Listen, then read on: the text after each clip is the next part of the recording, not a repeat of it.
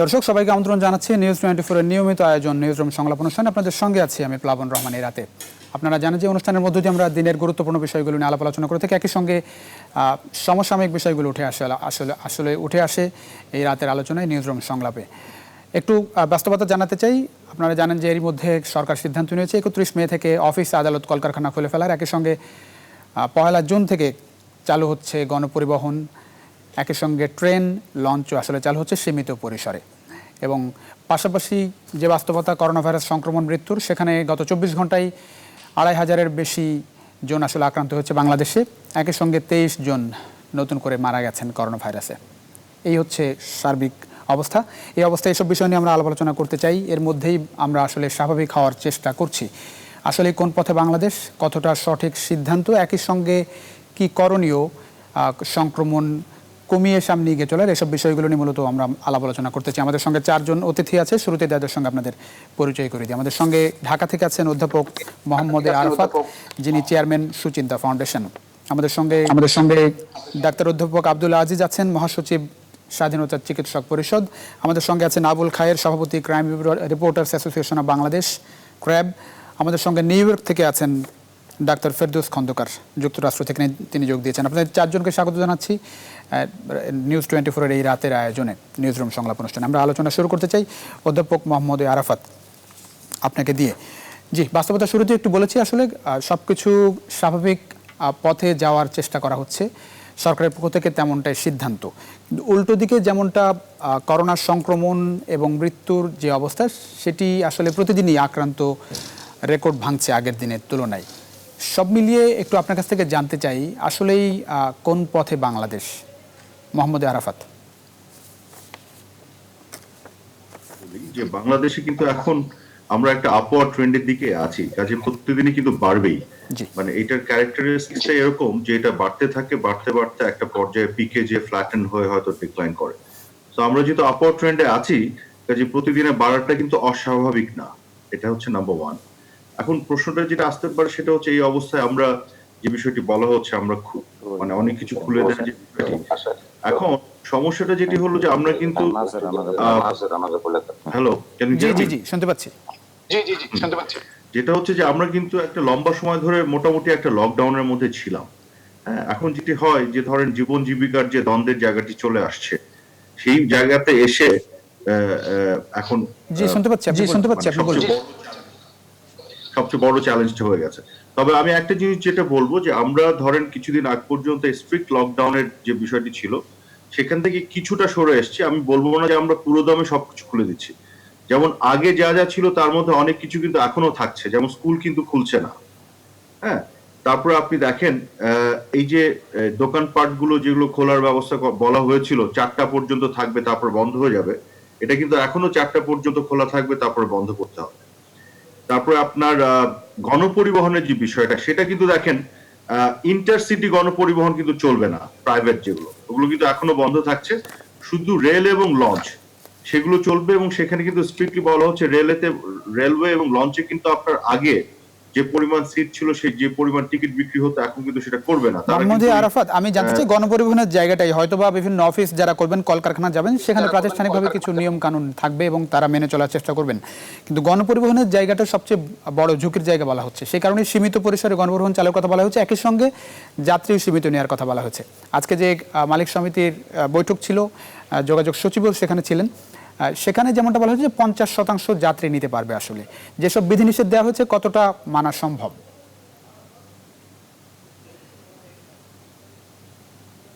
পরিবহন কিন্তু এখনো চলবে না প্রাইভেট সেক্টরে। আপনি ঢাকা থেকে রাজশাহী, ঢাকা থেকে চিটাগং বাসে করে যেতে পারবেন না, কিন্তু এটা কিন্তু এখনো বন্ধ আছে। কিন্তু ঢাকার ভিতরে চলবে। ঢাকার ভিতরে এই কারণে চলবে যেহেতু অফিসগুলোকে খোলার কথা বলা হয়েছে।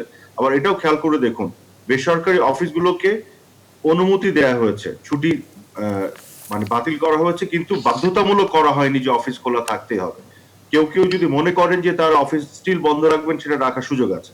কিন্তু যেহেতু আবার মানে সরকারের দিক থেকে আবার একটা অনুমতি দেওয়ার বিষয়টি আছে, সেক্ষেত্রে মানুষ কিভাবে যাতায়াত করবে, এই জন্য শহরের ভিতরে গণপরিবহন সীমিত আকারে চালু করার বিষয়টিও বলা হচ্ছে। তো আমি এই যেটি সীমিত বলতে চাচ্ছি বিষয়টি যে কি এখানে থাকবে আসলে- মোহাম্মদ আরাফাত? মানে আমরা শুরু থেকে আপনি নিশ্চয়ই পর্যবেক্ষণ করেছেন, মানুষ খুব বেশি নিয়ম মানেনি, এক আর দুই নম্বর হচ্ছে সরকারও বাধ্য করতে পারেনি বিভিন্নভাবে। সেই জায়গায় যেসব সীমিত কথা বলা হচ্ছে, এই যে গণপরিবহনের জায়গাটাই কিংবা এই যে সময়সীমা বেঁধে দেওয়া দোকানপাট কলকারখানা, সবকিছু মিলিয়ে এই বাধ্যবাধকতা থাকবে কিনা বা সরকার রাখতে পারবে কিনা? হ্যাঁ, সেখানে আমি যাচ্ছিলাম। আমি জিনিসটা শেষ করি, তাহলে আপনার বুঝতে সুবিধা হবে। জি যে আমি তো প্রথমে বলছি সরকার প্রজ্ঞাপনে কি দিয়েছে তার কি মানে বলা হচ্ছে, সেটি হচ্ছে সীমিত পরিসরে। কিন্তু সবচেয়ে বড় কথা হচ্ছে বিগত দিনগুলোতে আমরা দেখেছি যে যেভাবে সরকার চেয়েছে স্ট্রিক্ট লকডাউন গুলি ইভেন ঈদের আগ পর্যন্ত, এটা কিন্তু আমরা পারিনি। কারণ আমাদের অনেকেই কিন্তু এটা মানেনি আনফরচুনেটলি। ইভেন আপনি দেখেছেন ঈদের আগে কিন্তু সমস্ত সবকিছু বন্ধ ছিল, গণপরিবহন থেকে শুরু করে সবকিছু। তারপরে মানুষ হেঁটে হেঁটে আপনার ফেরিঘাট পর্যন্ত যে হাজির হয়ে গেছে কিভাবে যাবে। তারপরে তো সরকার একটা পর্যায়ে বাধ্য হয়ে প্রাইভেট গাড়ি চালার অনুমতি দিল, কিন্তু তার আগে কিন্তু কোনো কিছু অনুমতি ছিল না। কিন্তু তারপর আপনার কাভার্ড ভ্যানে পণ্য মানে দ্রব্য মানে পণ্যবাহী আপনার ট্রাকে লোহার রড নিয়ে বহন করছে, সেই ট্রাকে কিভাবে কিভাবে আপনার অস্বাভাবিকভাবে তারা পৌঁছে, এবং আপনার চোখের সামনে তারা মানে শিশু বাচ্চা ফ্যামিলি মেম্বার সহ নৌকায় আপনার ওভারলোড করে উঠেছে, সে নৌকা আপনার ডুবে মারা গেছে, চোখের সামনে দেখছে, পরে নৌকায় আবার তারা একইভাবে উঠেছে। এই ধরনের একটা সিচুয়েশন তৈরি হচ্ছে। তো বাংলাদেশে এই যে লকডাউনের যে বিষয়টা, এটা আসলে বাংলাদেশে সঠিকভাবে কার্যকর হওয়া খুব একটা সম্ভব বলে আমি পার্সোনালি মনে করি না। তার বাস্তবতায় আমি বলি যে এখানে হয়তো আমি যেটা ব্যক্তিগতভাবে ভাবছিলাম যে কারফিউ টাইপের একটা যদি স্ট্রিক্ট কিছু দেওয়ার সুযোগ হতো, মানে কারফিউ তাই যদি আমরা ব্যবহার করতে পারতাম, কিন্তু এটার আবার আদার লিগ্যাল অ্যান্ড পলিটিক্যাল ইমপ্লিকেশনস আছে, সেটা আবার মাথায় রাখা দরকার আছে। তো আপনি যে লকডাউনটা আমাদের ছিল সীমিত আকারে, যেটা আমরা এখন বলছি তার বাইরে, সেইটা দিয়ে তো আমরা কতদিন চালাবেন আপনি, হাউ লং? মানে মাসের পর মাস তো এটা পসিবল না আসলে।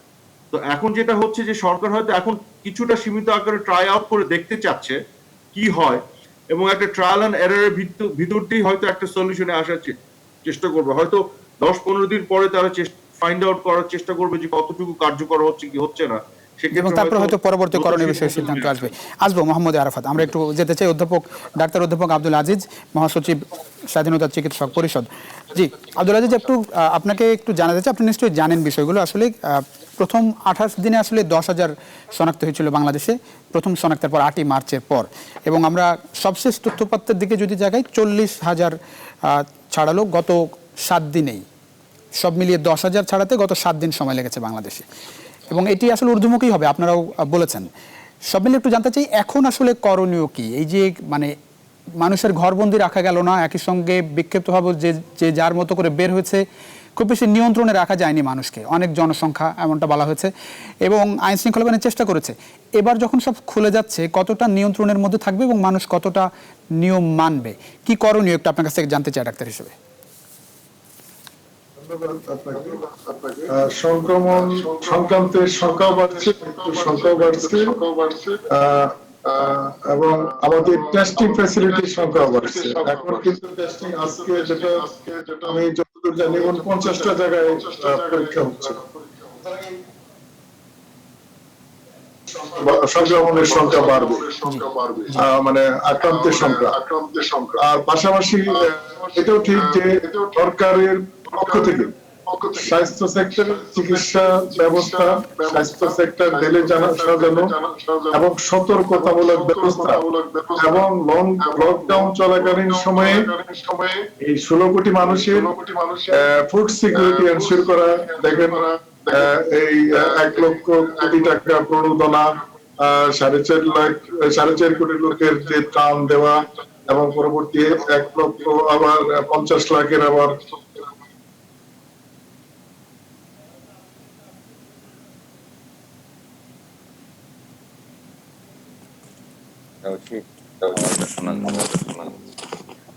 আমি শুনতে পাচ্ছি না। জি আমরা শুনতে পাচ্ছি, বলুন। আমি কিন্তু শুনতে পাচ্ছি না কি বলছেন।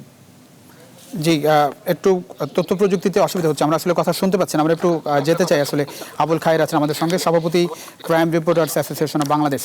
আবুল খায়ের ভাই শুনতে পাচ্ছেন? হ্যাঁ, শুনতে পাচ্ছি। শুনতে পাচ্ছি। কারণ আপনি আলোচনা শুনছিলেন, যেটি আসলে আমি যেটা প্রশ্ন করেছিলাম সেটি হচ্ছে যে মানুষ নিয়ম মানছে না। আমি একটু জানতে চাই যে এখন আসলে করণীয় কি, মানে কি করা উচিত, কি করলে কি ধরনের ব্যবস্থা নিলে মানুষ আসলে নিয়মের মধ্যে থাকবে, নিয়ম মানবে, যেসব বিধিনিষেধ সরকারের পক্ষ থেকে দেওয়া হয়েছে। আবুল খায়ের। এগুলি যদি আমরা মানতাম শুরুতে, তাহলে তার আক্রান্তের সংখ্যা এত হতো না, বা আমরা একটা নিয়মে থাকতাম। কারণ এমন একটি প্রাণঘাতী ভাইরাস, শুরুতে সরকার, আপনি দেখছেন ইতালির থেকে যারা আসছে তারা তাদেরকে কোয়ারেন্টাইনে রাখতেছে, তারা মিছিল করছে, তারা সেখানে থাকবে না, মিছিল করে তাকে ছেড়ে দিতে হবে, চলে আসতেছে। আমাদের দেশের মানুষের এই অবস্থা। বিদেশে গেলে সবাই দেখছি যে আপনার সবাই নিয়ম কানুন, সে যত বড় অফিসার হোক নিয়ম কানুন মেনে চলে। যখন যেই মাত্র বাংলাদেশ এয়ারপোর্ট আসে, এয়ারপোর্ট পারলে সে নিয়ম সে তার স্টাইলে চলে। সরকার যে স্বাস্থ্যবিধি যে নিয়ম কানুন দিছে, কেউ স্বাস্থ্যবিধি মেনে না। আপনি দেখছেন যে আরাফাত সাহেব বলছেন, আপনার যখন আপনার ইয়াতে রোডের মধ্যে বাচ্চা টাচ্চা পুরা ফ্যামিলি নিয়ে করোনা দিছে, গাই বাঁধাতে মারা গেল 14 জন। মাওয়া ফেরিঘাটে দেখছেন, সেখানে ফেরি ছেড়ে দিছে,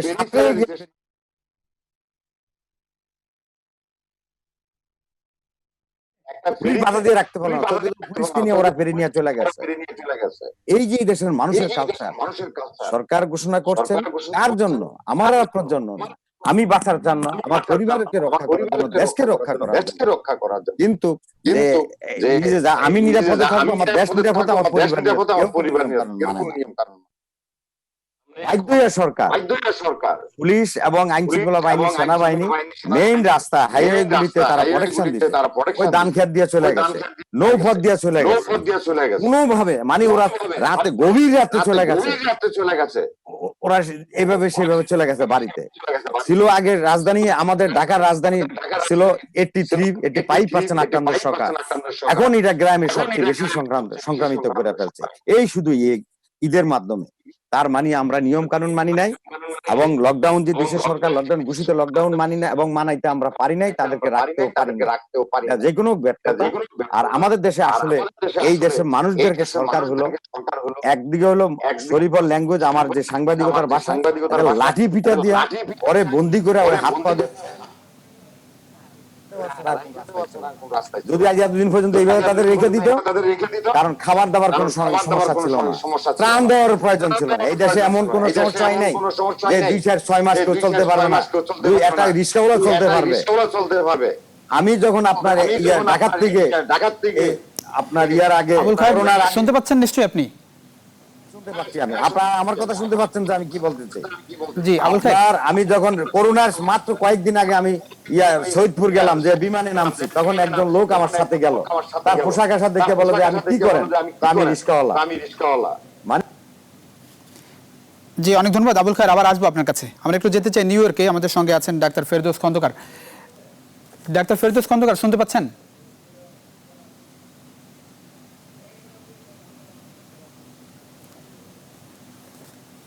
ডাক্তার ফেরদৌস খন্দকার শুনতে পাচ্ছেন?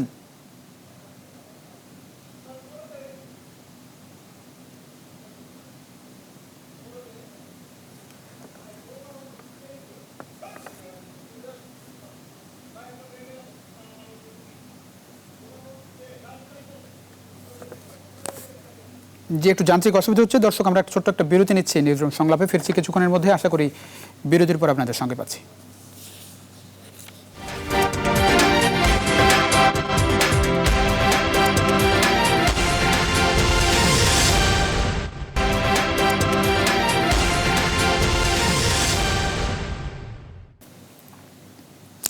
দর্শক আবারও স্বাগত নিউজরুম সংলাপ অনুষ্ঠান। আমরা কথা বলছিলাম বাংলাদেশের করোনা পরিস্থিতি এবং সরকারি সিদ্ধান্তের বিষয়ে। যে আমরা একটু যেতে চাই নিউ ইয়র্কে, আমাদের সঙ্গে আছেন যুক্তরাষ্ট্র থেকে আমাদের সঙ্গে যুক্ত আছেন ডাক্তার ফেরদৌস খন্দকার। যে ডাক্তার ফেরদৌস খন্দকার, শুরুতেই জানতে চাই নিউ ইয়র্কের জীবন অবস্থা মানে কতটা স্বাভাবিক হয়েছে, মানে জীবনের অবস্থা কেমন ওখানকার, 1 আর 2 নম্বর হচ্ছে যে আপনি বাংলাদেশের অবস্থা ওখান থেকে দেখছেন, পর্যবেক্ষণ করছেন, সবকিছু স্কুল মানে শিক্ষা প্রতিষ্ঠান বাদে আর সবকিছুই মোটামুটি খুলে দেওয়ার সিদ্ধান্ত হয়েছে সীমিত পরিসরে। কতটা চ্যালেঞ্জ এই জায়গাটাই একটু নিউ ইয়র্কের বাস্তবতা নিয়ে বলবেন ডাক্তার ফেরদৌস খন্দকার। আপনাদের কাছে এরকম গুণী মানুষদের সাথে আমাকে আলোচনায় অংশগ্রহণ করতে দেওয়ার জন্য। তো যা বলছিলাম, মার্চের শেষ সপ্তাহ থেকেই আমাদের এই লকডাউন শুরু হয়। লকডাউনের প্রথম অবস্থা থেকে শেষ অবস্থা পর্যন্ত বাংলাদেশে এই মুহূর্তে যা চলছে এক্স্যাক্টলি কার্বন কপি আমরা যুক্তরাষ্ট্রের থেকেও করেছি। কিভাবে মিল আছে দেখুন। আরাফাত ভাই যেমন বলছিলেন যে ইন্টারসিটি কোনো ট্রান্সপোর্টেশন চলে না বাংলাদেশে, ঠিক আমেরিকাতেও তাই হয়েছে, কোনো ইন্টারসিটি কোনো চলে নেই, কিন্তু বিমান কিন্তু চলেছে এইরকম মহামারীর ভেতরও। আবার সিটির ভেতরে যে বাস এবং ট্রেন চলা সেইটি কিন্তু বন্ধ হয় নাই। কিভাবে সম্ভব? আসলে দেখুন, আমরা নিজেরা যদি নিজেদেরকে শিক্ষিত করে না চলি, আমরা যদি নিজেদের যে সেফটি সেইটি যদি মেইনটেইন না করি, কোন সরকার, কোন দল, কোন এমপ্লয়ার কিচ্ছু করতে পারবে না। আপনাকে ইন্ডিভিজুয়ালি পারিবারিক ভাবে ডিসিশন নিতে হবে আপনার বাড়ি থেকে কোন মানুষটি বাহিরে বের হবে, এবং সে বাহিরে বের হলে রাস্তায় সে কি করবে, কাজের এখানে কি করবে, এই মানুষটিকেই ডিসিশন নিতে হবে। আমাদেরও এরকম প্রেসার ছিল ঈদের সময় যে খালার বাড়িতে আমরা খেতে যাব, খালা ডাকছে সেমাই খেতে আসো, আমরা কিন্তু যাইনি। কিন্তু বাংলাদেশে আমরা কিন্তু মায়ের ডাকে আমরা চলে গিয়েছি সাঁতরে, নদী সাঁতরে। এই জায়গাটুকুতে আমাদের পরিবর্তন আনতে হবে। মানুষগুলো কবে বুঝবে একটা দুনিয়া ধ্বংস হয়ে গেল, এটি দেখেও আমরা শিখতে পারি নাই। এখন ঘরে ঘরে যখন যাবে তখন কি শিখবো আমরা? আমার কাছে কিন্তু মনে হয় না। এই পারিবারিক ভাবে ইনভলভ হতে হবে। আপনি দেখুন, কাজে আপনি যাবেন, অবশ্যই গণপরিবহন চলবে, ঠিক আছে। আপনি যখন দেখবেন ভিড় বেশি হচ্ছে, আপনি পরেরটির জন্য অপেক্ষা করুন, অথবা আপনার এমপ্লয়ারের সাথে আগে থেকেই চিন্তা করুন যে আপনার কাজের টাইম ছিল 9টা থেকে 5টা, আগে বলে দেন আপনি 6টা থেকে 3টা করতে পারবেন কিনা, তাহলে আপনি আর্লি চলে গেলেন, আর্লি চলে আসবেন। এই ইন্ডিভিজুয়াল লেভেলে এগুলো আসতে হবে। আবার যখন দেখবেন যে আপনার 3 ফুটের মধ্যে একটি মানুষ এসে যাচ্ছে, আপনি হাত তুলুন, চোখের ভাষায় কথা বলুন যে প্লিজ এটা সেফটি ক্রস করছে। আমরা কি এগুলো করছি? করি নাই। এইখানে যেমন ধরুন সুপারমার্কেট গুলাতে বলা হচ্ছে যারা বয়স্ক মানুষ তাদের জন্য দোকান খোলা থাকবে, দোকান খোলার টাইমের 2 ঘন্টা আগে, কারণ তারা ভালনারেবল পপুলেশন এবং তাদের অ্যাক্সেসটাই আলাদাভাবে দেওয়া হবে। তারপর বাকি যারা ঢুকবে, দরজায় কখনো গেটম্যান ছিল না, একজন মানুষ সিকিউরিটিকে দাঁড় করিয়ে দিয়েছে। ল মানো কি না মানো আমি জানি না, আমি তোমাকে ল মানে ছাড়বো। এইটি আমাদের এখনকার স্বাভাবিক নরমাল হবে। কতদিন একটি মানুষকে আপনি আটকে রাখবেন? ডাক্তার ফেরদৌস খন্দকার, আমি জানতে চাই যে মানে আপনাদের ওখানে জীবনযাত্রা কতটা স্বাভাবিক, মানে আপনারা কিভাবে চলছেন একটু যদি বলতেন। এই মুহূর্তে কতটা স্বাভাবিক, মানুষগুলোকে যখন স্বাভাবিক বলা হলো লকডাউন ওপেন হচ্ছে তোমরা আসো, 80% মানুষ বের হয়ে আসতে চায় না। এটা একটি অভ্যাসে পরিণত হয়ে গিয়েছিল। এখন আস্তে আস্তে নিজেরাই বের হয়ে আসছে। কিভাবে আসছে? সবাই সেই সাবধানতা অবলম্বন করে বের হয়ে আসছে। তার আগে বলা হয়েছে সমস্ত এমপ্লয়ারদেরকে, তোমরা জানো কি না যে তোমাদেরকে কি কি রুলস ফলো করতে হবে, তোমরা ইন্ডিভিজুয়ালি তোমাদের অফিসে এইভাবে করবা। তোমার অফিসের এমপ্লয়ি যদি 5 জন হয়, একজনের সাথে আরেকজনের ডিসটেন্স মেইনটেইন করতে না পারো, সবার জন্য ফেস শিল্ড দিয়ে দেওয়া হচ্ছে। তুমি ফেস শিল্ড ব্যবহার করো, মাস্ক ব্যবহার না করে। তাই এক একজনের প্রোটেকশন এক এক লেভেল। এই জায়গাটিতে আমাদেরকে সব এমপ্লয়ার, রাস্তাঘাটে যারা আছে, যারা বাজার করছে, সবার একটি নিজস্ব ভূমিকা আছে। সবাই মিলে হই হই রই রই করে বের হয়ে যাওয়া হবে না। এই জায়গাটুকুতে আমাদের একটি সামাজিক দায়বদ্ধতা আছে আমাদের সবার জন্য, যেইটি একটি শিক্ষণীয় ব্যাপার। জি, অনেক ধন্যবাদ আসবাবার ডাক্তার ফেরদৌস খন্দকার। আমরা একটু যেতে চাই, আমাদের সঙ্গে আছেন অধ্যাপক ডাক্তার মোহাম্মদ আব্দুল আজিজ। জি আব্দুল আজিজ, শুনতে পাচ্ছেন নিশ্চয়ই? জি আব্দুল আজিজ, শুনতে পাচ্ছেন? হ্যাঁ, শুনতে পাচ্ছি। জি, একটু জানতে চাই সেটা হচ্ছে যে যেসব বিধিনিষেধ দেওয়া হয়েছে, আমি একটু গণপরিবহনের কথাই বলি। গণপরিবহনে যেটি বলা হচ্ছে যে প্রত্যেক মানে bus terminal, bus stand, station, সেসব জায়গায় পর্যাপ্ত হাত ধোয়ার ব্যবস্থা থাকতে হবে। 2 নম্বর হচ্ছে যে ভিড় এড়িয়ে চলার কথা বলা হচ্ছে, ভিড় করা যাবে না কোনো জায়গায়। বাসে 50% যাত্রী নেওয়ার কথা বলা হয়েছে। মানে এইসব আমরা তো আগেও দেখেছি আসলে, মানে এইসব নিয়ন্ত্রণের জন্য কি করা উচিত? একজন ডাক্তার হিসেবে তো আপনারা যারা চিকিৎসা বিজ্ঞানী আছেন তারা যেমনটা বলছেন যে মানে ঝুঁকি অনেক বেশি থাকছে, তারপরেও জীবন জীবিকার স্বার্থে অনেকে স্বাগত জানিয়েছেন যে এইসব আসলে খুলে দেওয়ার জায়গাটাই। একটু আপনার পরামর্শ জায়গা থেকে একটু জানতে চাই, মানে এখন আসলে কি করণীয় যারা বাইরে বের হবেন বিশেষ করে? এখন এই দোকানপাট, রাস্তাঘাট, বাস স্ট্যান্ড সবকিছুর ব্যাপারে স্বাস্থ্য দপ্তরের স্বাস্থ্য সেবা 13টি নির্দেশনা আছে। সেই নির্দেশনাগুলো মেনে চলতে হবে, স্বাস্থ্যবিধিগুলো জনগণের মেনে চলতে হবে। এখানে সরকারের যেমন দায় দায়িত্ব আছে, আমি তো আগে বললাম জনগণেরও দায় দায়িত্ব আছে। আর এগুলো না মানলে আইন শৃঙ্খলা বাহিনী বল প্রয়োগ করতে পারে, বল প্রয়োগের অনেক কৌশল আছে, সেটা সরকার চিন্তা করবে। তবে আমি মনে করি যে জনগণের বুঝতে হবে যে এই লকডাউন কিন্তু চিকিৎসা না, লকডাউনটা একটা পন্থা যার মাধ্যমে এই ইনফেকশনটা একটু লেন্দি প্রসেসে নিয়ে যাওয়া যায়।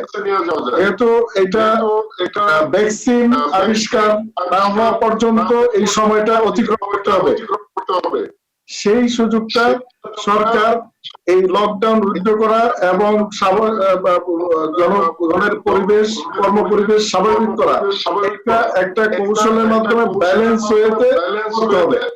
এবং আমি মনে করি যদি স্বাস্থ্যবিধি মেনে অফিস আদালত চলে, গাড়ি গণপরিবহন চলে, তাহলে আমার মনে হয় যে এই সংক্রমণ ছড়াবে না। সুতরাং এই জায়গাটা মানুষের সচেতন হতে হবে, তাহলে আমরা এই লম্বা সময়টা অতিক্রম করতে হবে। কারণ লকডাউন করা, শিথিল করা শুধু বাংলাদেশে না, সারা বিশ্বে। এবং আমি মনে করি বিশ্বের উন্নত দেশের চেয়ে আমাদের দেশের সংক্রমণের হার কম, মৃত্যুর সংখ্যাও কম। আমরা অনেক ক্ষেত্রে সরকারকে সফল মনে করি এই কোভিড-19 নিয়ন্ত্রণে। সুতরাং সেই প্রেক্ষাপটে আমি মনে করি জনগণের সচেতন হতে হবে। জনগণের এই সতর্কতাটা, এটাই যেহেতু একমাত্র অস্ত্র আমাদের, সেই জন্য চিকিৎসা যেহেতু স্পেসিফিক নাই, এই সতর্কতামূলক ব্যবস্থাটা যদি নির্দেশনা যদি মেনে চলে, খুব সিম্পল, আমাদের মাস্ক পরতে হবে সবাইকে, ফিজিক্যাল ডিস্টেন্স মেনটেন করতে হবে এবং ঘন ঘন হাত ধুতে হবে 20 মিনিট, এবং আমাদের অন্যান্য নির্দেশনা মেনে চলতে পারলে আমরা মনে হয় যে আমরা অর্থনৈতিক চাকা সচল থাকবে, আমরাও একটি সুস্থ নিয়ন্ত্রণের মধ্যে থাকবে। আমরা আগামী দিনে সারা বিশ্ব যে পথে চলছে এই ভ্যাকসিন আবিষ্কার পর্যন্ত আমরা এগিয়ে যাব, সেই গন্তব্যস্থল আমাদের পরিষ্কার হবে এবং সুফল পাবো আমরা। আমরা আবার একটু যেতে চাই অধ্যাপক মোহাম্মদ আরাফাত, শুনতে পাচ্ছেন আপনি? জি, আমি শুনতে পাচ্ছি। জি জি, অধ্যাপক মোহাম্মদ আরাফাত, আমি জানতে চাই সেটা হচ্ছে যে মানে পরবর্তীতে যদি অবস্থা বেশ খারাপ হয়, যেটি আপনিও বলছিলেন, সবাই এক বাক্যে আসলে স্বীকার করছে যে যতটা ঝুঁকি নেওয়া হয়েছে আসলেই সংক্রমণ বাড়বে, সেটি একটি বড় ঝুঁকি, এবং বাস্তবতা আসলে যা জীবন জীবিকার স্বার্থেই এটি আসলে স্বাভাবিক হওয়ার চেষ্টা করা হচ্ছে বিভিন্ন সিদ্ধান্তের মাধ্যমে। আমি একটু জানতে চাই যদি অবস্থা সামনের দিকে আরো খারাপ হয়, সেক্ষেত্রে প্রস্তুতিটুকু সরকারের কিংবা আমাদের যে চিকিৎসা ব্যবস্থা সেখানে দেখছেন কিনা, প্রস্তুতি কতটুকু আসলে? না, ধন্যবাদ আপনার প্রশ্নের জন্য। আমি যেটা মনে করি পুরো বিষয়টা কিন্তু একটা পরিকল্পনার মধ্যে নিয়েই তারপর সরকার এগুচ্ছে। এই যে আপনার যে একটা ট্রায়াল করার জন্য যে এগুচ্ছে, যে 2 মাস ধরে আমরা বন্ধ ছিলাম, ইকোনমি স্থবির হয়ে আছে, আমাদের জিডিপি কিন্তু 15,000 crore টাকা অলরেডি নাই হয়ে গেছে, এবং এটা কিন্তু দিনে দিনে আরো কমছে। সো এখন যখন আপনার ইকোনমিক অ্যাক্টিভিটি একেবারেই স্থবির হয়ে এটা পুরো ধরেন একটা এমন একটা দিকে চলে যাবে, তখন কিন্তু আপনার স্বাস্থ্য ব্যবস্থার উপর এটার একটা ইম্প্যাক্ট পড়বে। আবার আপনি ইকোনমিক অ্যাক্টিভিটিকে যদি আবার চালাতে যে এটা খুলে দেন, তখন দেখা যাচ্ছে আপনার এই করোনার যে বেসিক এটা যে কন্টেজিয়াস, এটা যে মানে কমিউনিটি ট্রান্সমিশন এত বেশি হয়, যার ফলে স্বাস্থ্য ব্যবস্থা ঝুঁকির মধ্যে পড়ছে। এটা কিন্তু একটা ভয়াবহ রকমের কি বলবো, একটা সাংঘর্ষিক অবস্থান। আপনি একদিকে গেলে আরেকদিকে সমস্যা, অন্যদিকে গেলে আরেকদিকে সমস্যা। এখন এই ব্যালেন্স করাটা, মানে একটা ফাইন ব্যালেন্সটা যে কি হবে, এটার জন্য কিন্তু আসলে সত্যিকার অর্থে ওই ধরনের মানে কোনো দুনিয়া জোড়াতে কোনো বিশেষজ্ঞ আপনি পাবেন না। এটা কিন্তু আপনার ট্রায়াল অ্যান্ড এররের মধ্য দিয়েই যে আপনাকে যে যার বাস্তবতায় সঠিক জিনিসটা কি এটা বুঝে এগুতে হবে।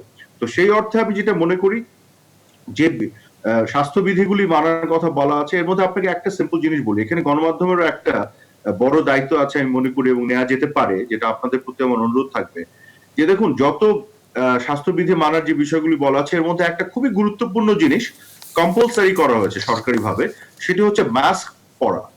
এবং মাস্ক পরার যে বিষয়টা, এখানে আমি একটা তথ্য পেলাম, সেখানে WHO একটা তথ্য, সেখানে বলছে যে দুজন ব্যক্তি যদি কন্ট্যাক্টে আসেন কাছাকাছি, সেক্ষেত্রে যদি ধরেন যিনি কোভিড ইনফেক্টেড উনি যদি মাস্ক না পরে থাকেন, অন্যজন যদি পরে থাকেন, তাহলে ইনফেক্টেড হওয়ার সম্ভাবনা 70%। আর যিনি কোভিড ইনফেক্টেড তিনি যদি মাস্ক পরে থাকেন আর অন্যজন যদি মাস্ক পরে না থাকেন, তাহলে তার ইনফেক্টেড হওয়ার সম্ভাবনা 5%। আর দুজনে যদি মাস্ক পরে থাকে তাহলে ইনফেক্টেড হওয়ার সম্ভাবনা 1.5%। কি ধরনের মাস্ক এটা, মানে আমরা যেসব মাস্ক ব্যবহার করি সেটিতে সম্ভব? হ্যাঁ, আপনার ইভেন সার্জিক্যাল মাস্ক যেগুলো আমরা ব্যবহার করছি, বা এখন দেখেন প্রথম দিকে মাস্কেরও কিন্তু একটা অভাব ছিল, হুট করে মাস্কের ডিমান্ড বাড়াতে দামও বাড়লো, কিন্তু এখন কিন্তু এই জিনিসগুলোর অভাব মোটামুটি চলে গেছে। এখন কিন্তু অনেক বেশি সাপ্লাই সাইডটা স্ট্রং হয়ে গেছে দেশ বাংলাদেশে এবং বিশ্বব্যাপী, কাজে মাস্কের যে অ্যাভেলেবিলিটিটা কিন্তু বেড়েছে। তো আমি যেটা মনে করি, এটাকে আবার গভর্নমেন্ট কিন্তু তার প্রজ্ঞাপনের যেটি বলেছে এটাকে কম্পালসারি কিন্তু করা হয়েছে। সো এটা যদি গণমাধ্যমে আমরা স্ক্রলের মাধ্যমে বিভিন্ন ভাবে বারেবার বলতে পারি যে আপনি গণপরিবহনে উঠতে পারবেন, 100 জন যেখানে উঠতো সেখানে 50 জন উঠতে পারবে, কিন্তু আপনার জন্য মাস্ক থাকাটা একেবারে কম্পালসারি। আপনি এটা না করলে আপনার উপরে আইনের প্রয়োগ করা হবে। এই বিষয়টুকু দিয়েও কিন্তু আমরা অনেকখানি এগোতে পারি। মানে জনসচেতনতা হওয়ার প্রয়োজন আছে। আমাদের এখানে সম্মানিত অন্যান্য বক্তারা বললেন, কিন্তু আমাদের অভিজ্ঞতা কি? আমাদের অভিজ্ঞতা হচ্ছে যে আমরা কোনোভাবে কিন্তু মানে মানুষকে, একটা অংশের মানুষকে কোনোভাবে আমরা মানাতে পারিনি, এটা রিয়ালিটি। আবার আমি যেটি একটু ইন্টারাপ্ট করি, আমি একটু জানতে চাই সেটা হচ্ছে আমাদের চিকিৎসা ব্যবস্থার যে হাল আপনি দেখছেন, এখন পর্যন্ত বেসরকারি সরকার নির্ধারিত যে হাসপাতালগুলো, সেসব হাসপাতালের চিকিৎসা হচ্ছে, অভিযোগ আছে কম বেশি। দুই হচ্ছে যে বেসরকারি হাসপাতালগুলোকে খুব বেশি সম্পৃক্ত করা যায়নি, অনেক বেশি অভিযোগ, অনেক রোগী আসলে ফিরে যাচ্ছেন। গ্রাম উপজেলা শহরে যারা উপসর্গ নিয়ে ঘুরছেন তাদের চিকিৎসার অবস্থা আপনি নিজে অনুমান করতে পারেন। সব মিলিয়ে সামনের যে মানে চাপ আমরা অনুমান করছি, সেই চাপ মোকাবেলায় কি ধরনের স্বাস্থ্য ব্যবস্থা প্রস্তুতি দরকার? না, আমি এটা আমি মনে করি না যে এই যে আমরা যে ব্যবস্থার মাধ্যমে গ্র্যাজুয়াল প্রসেসে রিওপেন করতে যাচ্ছি তাতে যে অনেক বেশি চাপ বেড়েই যাবে, এটা আমি মনে করি না। নাও বাড়তে পারে, আবার বাড়তেও পারে, আমাকে দেখতে হবে। বাট এট দ্য সেম আমি যতটুকু মানে খবর নিয়ে জেনেছি যে পুরো বাংলাদেশ জুড়ে আপনার যতগুলি আপনার বেড আছে, মানে আইসোলেটেড করে আপনি রাখতে পারবেন, সেগুলো যথেষ্ট আছে এখন পর্যন্ত। কিন্তু যতই যথেষ্ট থাক, বাংলাদেশের যে টোটাল জনসংখ্যা এটা যদি ধরেন অনেক বেশি ভাবে বেড়ে যায়, তাহলে একটা পর্যায়ে কিন্তু এটা এক্সস্ট হয়ে যাবে। কারণ আপনি একটা জিনিস খেয়াল করেন, আমাদের যে স্বাস্থ্য ব্যবস্থা বা পৃথিবীর দুনিয়ার সকল দেশের ক্ষেত্রে এটা প্রযোজ্য, সেটি কিন্তু একটি সাধারণ অবস্থায় মানুষকে স্বাস্থ্য সেবা দেওয়ার জন্য, এই প্যান্ডেমিকের সিচুয়েশন স্বাস্থ্য দেওয়ার জন্য কোনো দেশে কোনো স্বাস্থ্য ব্যবস্থায় প্রস্তুত ছিল না। এবং এখন কি করতে হচ্ছে, আমাদের স্বাস্থ্য ব্যবস্থায় যে ইনফ্রাস্ট্রাকচার আমাদের ছিল, যে অবকাঠামো ছিল, যে ডাক্তাররা ছিলেন, স্বাস্থ্যকর্মীরা ছিলেন, সেগুলোকে কিন্তু কনভার্ট করে আপনার এই কোভিড চিকিৎসার জন্য দেওয়া হচ্ছে। নতুন একটা হসপিটাল কিন্তু পয়দা করা যাচ্ছে না 2-3 মাস, এটা সম্ভব না। কারণ একটা হসপিটাল মানে একটা ইটের দালান না, এখানে আরো অনেক বিষয় আছে। কাজে এক্সিস্টিং ফ্যাসিলিটিস গুলোকে কিন্তু কনভার্ট করার চেষ্টা করা হচ্ছে।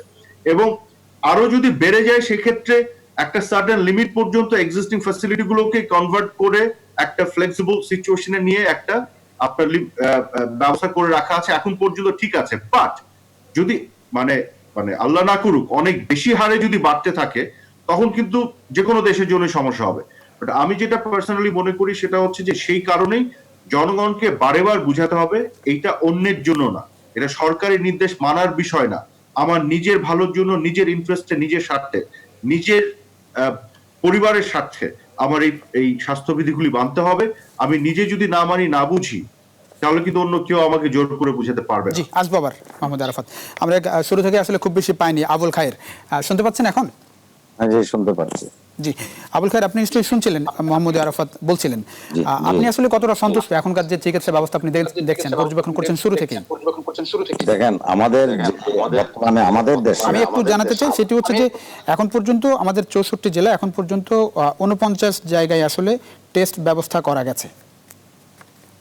আপনার আসলে কিছু করোনার চিকিৎসা হলো 80% চিকিৎসা বাসা থেকে এটা সম্ভব। এটা উপসর্গ ভিত্তিক চিকিৎসা, এটার কোনো আসলে এমনি কোনো চিকিৎসা নাই। এই করোনা ভাইরাসের চিকিৎসা যেটা আপনার আমেরিকার মতো আরো পারে নাই, হয়তো তারা এখন আবার ঘুরে দাঁড়াইছে। তার বাহিরে আমরা নয়, কিন্তু আমাদের দেশে যে চিকিৎসা ব্যবস্থা আছে সেটা এখন যে অবস্থা আছে এই অবস্থা আমরা নিয়ন্ত্রণ করা এটা সম্ভব হবে। তবে এটা থাকতে হবে কি আপনার প্রত্যেকটা জিনিসের একটা গাইডলাইন থাকতে হবে, প্রত্যেকটা জিনিসের নিয়ম নীতি থাকতে হবে। আমাদের মধ্যে যেমন আমাদের সবচেয়ে হলো আমাদের যারা পলিসি মেকার এখানে তাদের ভিতরে আবার গন্ডগোল আছে। গন্ডগোল মানে কি আপনার সরকারের একটা টেকনিক্যাল কমিটি আছে, টেকনিক্যাল কমিটি যে সিদ্ধান্ত দেয় আবার মন্ত্রণালয়ের ওইটা আবার ওনারা তো নন মেডিকেল পার্সন, ওনারা আবার অনেক সময় মানতে চায় না। এখানে আবার একটু সমন্বয়ের অভাব আছে। কিন্তু সীমিত সম্পদ সুষ্ঠু বন্টনের মাধ্যমে যে কোনো বড় ধরনের পরিস্থিতি সামাল দেওয়া সম্ভব যদি সেটা সমন্বয়ের মধ্যে কোনো ঘাটতি না থাকে। এখন আসেন আপনি আমাদের দেশে আরাবত ভাই বলছেন যে আমাদের দেশে যে চিকিৎসা ব্যবস্থা, আমাদের দেশের চিকিৎসা ব্যবস্থা আগের থেকে অনেক ডেভেলপমেন্ট। যেটা মনে করেন আমেরিকা ইয়াতে সিঙ্গাপুরে যে অপারেশন করা সম্ভব হয়নি তুফা তহরা, সেটা কিন্তু অপারেশন হয়েছে ঢাকা মেডিকেল কলেজে এবং এটা সাকসেসফুল অপারেশন হয়েছে। তার মানে আমাদের দেশে চিকিৎসকরা চিকিৎসা বিজ্ঞানের এখানে অভিজ্ঞ চিকিৎসক আছে এবং অভিজ্ঞ বিশেষজ্ঞ চিকিৎসক আছে। যে চিকিৎসাটা যেই কারণে এটার উপসর্গ, সেই উপসর্গ ভিত্তিক যে বড় একটা টিম এখনো পর্যন্ত সেটা গড়ে তুলতে পারে নাই। এটা একটা বড় ধরনের একটা মেডিকেল টিম, আপনি টেকনিক্যাল কমিটি থাকবে, একটা থাকবে সার্জিক্যাল টিম, আরেকটা থাকবে মেডিসিনের টিম, আর সব ধরনের 4-5টা টিম তারা এটা নিয়ন্ত্রণ করে চিকিৎসা ব্যবস্থা। তাদের গাইডলাইন অনুযায়ী দ্রুত বাস্তবায়ন করতে হবে। এখন সেখানে যদি আপনি বাস্তবায়ন করাতে যদি আপনি সমন্বয়ের অভাব দেখেন, যে চিকিৎসা টেকনিক্যাল কমিটি দিল আপনি ফালিয়ে রাখলেন, সিদ্ধান্ত মানলেন না, এইখানে চিকিৎসাকে বড় ধরনের সমস্যার সৃষ্টি হবে। আমাদের মাননীয় প্রধানমন্ত্রীর টাকা কোনো অভাব নাই, 2 হাতে উনি টাকা পয়সা দিচ্ছেন এবং যা চায় তাই দিচ্ছেন। এখন শুধু হলো আমাদের সমন্বয়, এখানে চিকিৎসা নিয়ে কোনো ধরনের সমস্যা হবে না। আমি আবারও বলি, আমাদের আব্দুল্লাহ ভাইয়ের মতো লোক বিশেষজ্ঞ চিকিৎসক, তারপরে ঢাকা মেডিকেল কলেজের প্রিন্সিপাল, তার মুজিবুর রহমান সাহেব, এরকম অনেক বড় বড় চিকিৎসক আছেন যারা এই টেকনিক্যাল কমিটিতে আছেন। তারা কি বলছেন তাদের সাথে আমি কথা বলতেছি, তা বলছে খায়ের আমাদের দেশের যেই উপসর্গ 80% লোক চিকিৎসা বাসা যায় সম্ভব, 20% চিকিৎসা শুধু হবে হাসপাতালে। 20% সেটি অবশ্যই সত্যিকার জায়গা যে এখন পর্যন্ত বাংলাদেশে আসলে মৃত্যুর হার 1.36%, আমেরিকায় 5.8, 5.8 এবং বিশ্বজুড়ে যদি বলি 6% কিছু বেশি আসলে মৃত্যুর হার। সেই জায়গায় বাংলাদেশ একটু স্বস্তিকর জায়গায়। আমি একটু যেতে চাই আবারও ডাক্তার ফেরদৌস খন্দকার আপনার কাছে। আপনি নিশ্চয়ই শুনছিলেন আমি যেই তথ্য পরিসংখ্যানটা দিচ্ছিলাম সেটি আবার একটু বলি। সেটি হচ্ছে যে আমেরিকায় সবচেয়ে বেশি আসলে সংক্রমণ, সেখানে মৃত্যুর হার হচ্ছে 5.8%। বিশ্বজুড়ে যদি বলি প্রায় 60 লাখ মানুষ আক্রান্ত, মৃত্যুর হার 3.5 লাখের বেশি মানুষ মারা গেছে। সেই জায়গায় আপনার মৃত্যুর হার হচ্ছে 6% কিছু বেশি। বাংলাদেশে এখন পর্যন্ত যে তথ্যপত্র দেওয়া গেছে সেখানে 1.36। কতটা স্বস্তি সুযোগ আছে বাংলাদেশের? ধন্যবাদ। দেখুন, দুনিয়ার কোন স্বাস্থ্য ব্যবস্থাই আসলে এইরকম একটি মহামারীর জন্য প্রস্তুত ছিল না, নাই এবং সামনেও থাকতে পারবে না। এইটাই স্বাভাবিক। একটাই নৌকাতে আপনি 10 জন মানুষ উঠতে পারেন, হঠাৎ করে 50 জন মানুষ নৌকায় উঠিয়ে দিলেন, কি হবে? নৌকা ডুবতে বাধ্য। এইটি আমাদের ক্যারেক্টারের ভিতর যতদিন আমরা আত্মস্থ করতে না পারবো, যেভাবে নিউজিল্যান্ড করেছে, যেভাবে তাইওয়ান করেছে, তারা ব্যক্তি হিসেবে এইটি প্রতিরোধ করেছে। তাদেরকে যা বলা হয়েছে ডে 1 থেকে তারা এটি ধরে নিয়েছে। তো যাই হোক, যা বলছিলাম যে স্বাস্থ্য ব্যবস্থা এটি ভাঙতে বাধ্য।